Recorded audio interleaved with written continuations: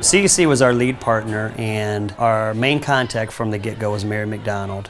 She wore several hats when it came to me. She acted as a mentor, as a coach, but also she put the hammer down when she needed to. And as a first-year principal, I had a lot of growing to do. I struggled when I first took over because I was more worried about the culture of the building behavior-wise. I would count the hours. Did we get through another class period without a major event? I thought I could somehow prevent behavior from happening if I was just in the hallways and not in these meetings. So that is something that Mayor McDonald, CEC, made very clear that you're an instructional leader and you must be in these meetings and you must participate and lead them. We start with high expectations and activities that are engaging, and we continue to raise it. They do become aware that they're going to have to re-look at their own practice. Now, this is a big, experienced faculty of an urban high school to say you're going to have to probably rethink entirely the way you engage children in learning, and because we've got a lot of data that the old ways are not working. I remember a lot of intensity, anxiety, stress. What we were used to, I think, mostly is the old school professional development approach where the principal decides we need this PD. They bring someone in to give the PD, and all the teachers sit there and listen to the PD and then go back to their classrooms and do whatever they were going to do anyway. One of the most important pieces was figuring out a way to use their professional learning time that included the use of data, and that would help them understand what they needed to correct as teachers in classrooms. Do I need to spend more time on this unit, this concept? They didn't master this. I need to go back and reteach this a different way. It took us a while from that first year to get to where you'd say it was teacher-led. In other words, we're coming in with the data, we're coming in asking the questions. A lot of times in education, teachers become almost service personnel. They're told what to do or what program to implement. Now you go press the buttons and implement it. It was refreshing, I think, for a lot of us to suddenly be looked at as professionals, as experts that the administrators are coming to asking advice. On a weekly basis, myself and a group of about 5 other teachers sit down and meet with Brett.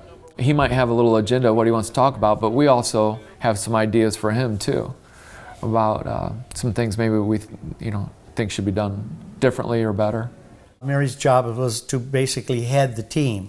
We had some people permanently in place and embedded in the faculty, and then we had resources coming in as they wanted to see how to exercise differentiated instruction, how to look at various techniques and changes in advisor approaches and so forth. And then my job was to come in regularly as an outside kind of observer, help them do a quick little audit or snapshot, and that gave us then a feeling of how hard to push and so forth. So I was in some senses used as a photographer who would look at the organizational shifts. A lot of paradigm shifting went on in our minds. We kind of knew that things needed to change in order for us to engage more students and to raise the rigor. And when you're in the middle of being stressed out and trying to get this ball rolling and trying to get things to work, they can come in and say, number one, look, you've come a long way. Number two, look what the research says about how long this is going to take, et cetera, et cetera. So it really helped as far as that goes, I think, as a support mechanism. Even when I do philosophical chairs, find the student swaying me. PLC is a professional learning community. We've been able to share ideas, talk about our struggles, our strengths, and really grow as a department because of it. It's basically providing enough time and resources every week for the departments, the English department, the history department, the math department, to come together as groups and to really look at what's the best practice in the country around engaging these students in this kind of way at high standards. In the first year, the PLCs were formulaic. We weren't quite sure how to dig into data. Year 1 and year 2, there was a lot of days with our PLCs we just thought that was a waste of time. I think what changed is we started learning differentiated instruction and how to look at data and then apply that differentiated instruction to it. And then that opened us up to having conversations with each other. This seems to be working well in your classroom, but not in mine. What exactly is it that you're doing? As a basketball coach, you watch video of practice of games, and you try to teach your players to watch to see what mistakes they made, what things they did well, and then what things we want to continue to do and what things we'd like to get away from. One of the things that we implemented right away was a concept of actually having teachers videotape themselves. That was a huge risk we took. That was where the union did back us. That was something that the union could have easily said, no way, we're not doing this. In the beginning, the idea of like, oh crap, they're gonna videotape me in the room and I have to share it. I couldn't really conceive of myself ever being comfortable with my classes being videotaped and then teachers sitting around and watching me teach. It's one thing if you tell me, here's what you're not doing, or here's what we need to work on. And that can definitely, make sense to me, but if I see it, it really has an impact. The feedback I've received is I don't give kids enough time to answer a question.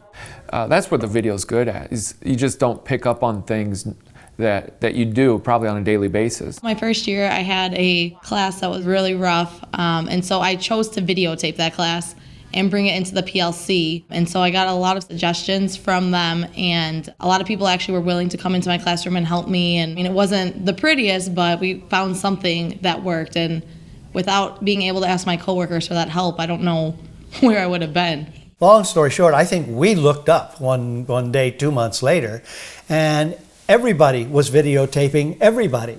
When we started out, everybody wanted to say something, nice because they knew the person.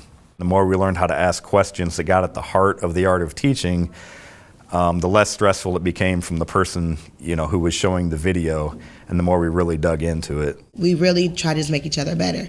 So I'm not worried about people saying, oh, she's a horrible teacher because that didn't go over so well. It really is, what can we do to make this better next time around? A really important piece to that is we were trained how to ask questions without being judgmental. You don't worry about being critiqued because you know it's in your best interest. They're not doing it to put you down, they're doing it to help you develop better skills. When we first started this, our interventionist, Sharon Dodds, she actually came on as a teacher in the first year of the grant. And we were in a PLC, and one of the teachers said, well, we shouldn't plan out too much time for this speech project because most of the students aren't going to do it. He said, wait, what do you mean they're not going to do it? Every student is going to do this. There's no not doing it. And it was a total shift in mentality because all of a sudden we went from either they're going to do it or they're not, and we're going to cover the material, to everybody's going to do this, and you better find a way to ensure they do. Yeah, this is spelled different. That's right. In the past, we never had time to get with other English teachers and say, what's working for you? What's not working for you? What can we do to make this better? I think before we had PLCs, I would be teaching English in this room, and Miss Graham would be teaching the same level in her room right next door, and I wouldn't know what she's doing and she wouldn't know what I was doing. There was that little communication and really no time for it. But with the PLCs built into our day, we're compelled to do that. And not only are you reflecting on it yourself, but you're getting teachers asking questions that kind of compel you to go to a deeper level of reflection. X is 8.13. Let's take 8.13 times the tangent of 34 degrees. I'm a big believer in discussion of best practices. Just an opportunity for us as teachers to talk about what's working, what didn't work, and that's what PLC really does give us an opportunity to do. Couldn't you say that the two expressions must be equal to each other? My teaching before and now is night and day, I would say. I went from, I could entertain pretty well. I could get kids to be quiet and get them to take notes, but were they engaged and reaching a higher level of rigor? Absolutely not. I design lessons now so that the kids are more interested in the material and the rigor is higher. We're going to work the whole class period. I'm going to teach bell to bell. I'm going to try to get you engaged right away when you come in and not let go.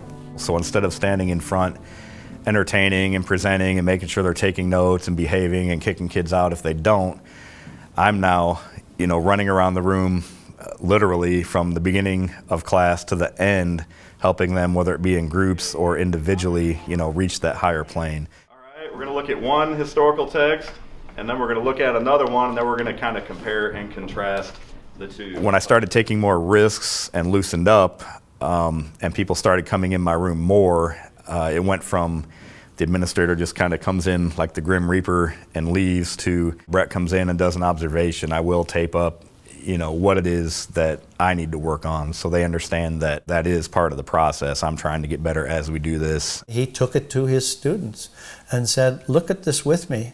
You are the experts around kind of how this is not working and is working. Let's talk about it. When I look back to the beginning and where we are now, it's absolutely unbelievable how far we've come.